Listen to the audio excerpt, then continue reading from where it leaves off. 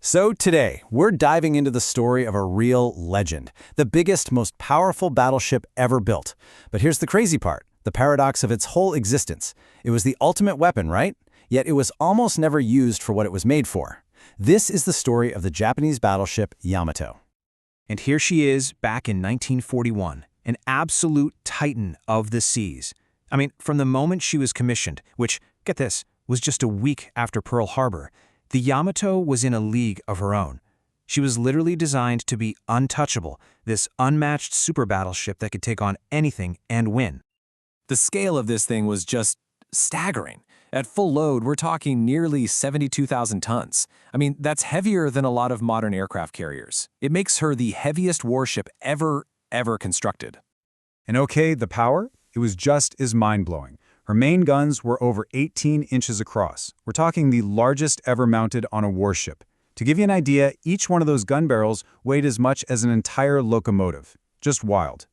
And the range on those cannons, absolutely incredible. 42 kilometers. That's about 26 miles. Think about that for a second. That means the Yamato could hit targets so far over the horizon, the enemy ships would have no idea where the shells were even coming from. Just boom. So, this is the ultimate battleship, right? The most powerful, the most advanced, which leads to the big question. Why did it barely fight?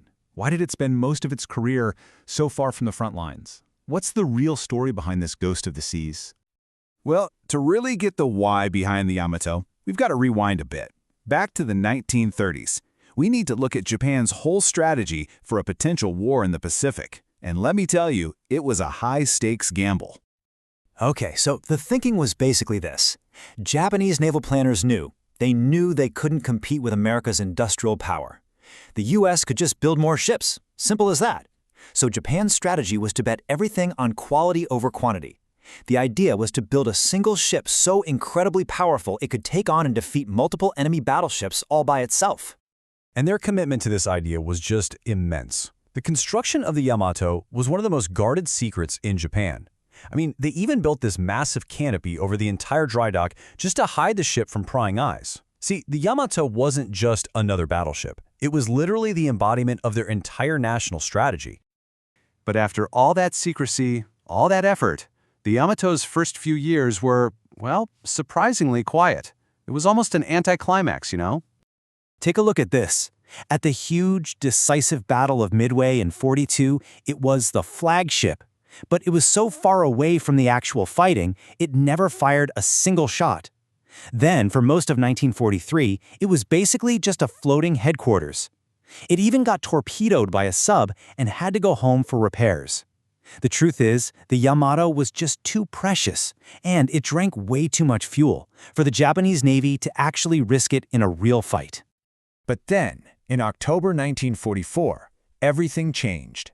During the massive Battle of Leyte Gulf, the Yamato would finally get its trial by fire. This was its one and only major surface engagement. And this is it. This is the moment the Titan was finally unleashed. The Yamato and a powerful Japanese force basically stumbled upon this tiny, completely outgunned American group.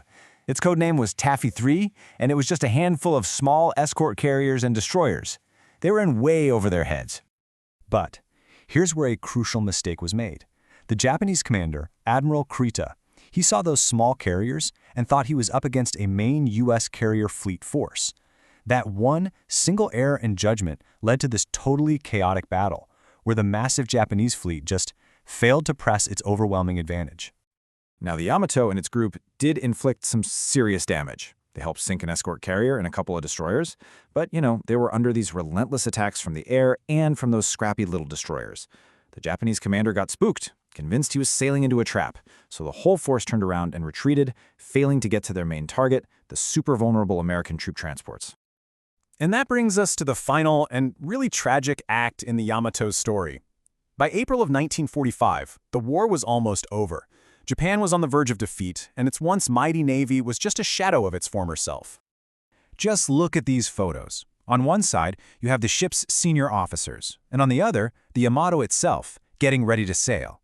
There's such a grim finality to these pictures because every single person there knew exactly what this mission was. It was a one-way trip. The plan was called Operation Tengo, and it was, in no uncertain terms, a suicide mission. This was the last gasp of the Imperial Japanese Navy. The Yamato was ordered to sail to Okinawa, intentionally beach itself, and then just fight as an unsinkable gun battery until it was completely destroyed. It never even made it to Okinawa. The task force had zero air cover, so of course it was spotted almost immediately.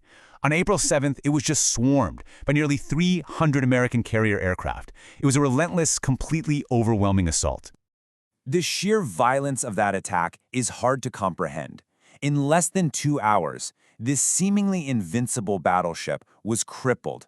It was struck by at least 11 torpedoes and 6 bombs. It lost all power, lost its ability to steer. It was a sitting duck. And the human cost was just devastating. 3,055. When the Yamato finally rolled over and its massive magazines exploded, it took 3,055 crew members down with it. That included the fleet commander and the ship's captain. But, the story doesn't actually end there, at the bottom of the ocean, because after its destruction, the Yamato started a second life, this time as a powerful symbol.